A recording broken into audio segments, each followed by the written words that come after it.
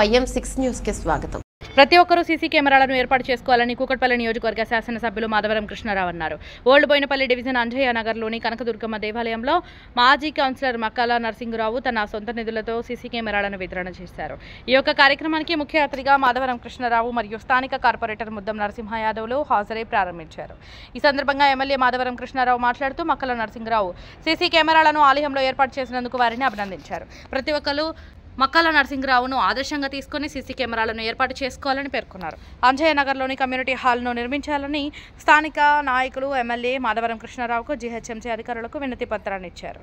Community హాల్ను నిర్మిస్తామని MLA స్థానికులకు హామీ ఇచ్చారు. ఈ కార్యక్రమంలో బీఆర్ఎస్ పార్టీ నేతలు నరేందర్ గౌడ్, మేకల హరినాథ్, మట్టి శ్రీనివాస్, వాసు, రాజు గౌడ్, శ్రీ కనకదుర్గమ్మ దేవాలయం కమిటీ అధ్యక్షులు మక్కాల అశోక్, ప్రధాన కార్యదర్శి మక్కాల నరసింగరావు, ఉపాధ్యక్షులు మక్కాల సత్యనారాయణ, సహాయ కార్యదర్శి రమేష్, కోశాధికారి సందీప్, నరసింగరావు, ఎం నరసింగరావు, మందా మధుకర్, బ్యాగరి నరసింహ, రమేష్, రాజు, గిరి తదితరులు పాల్గొన్నారు.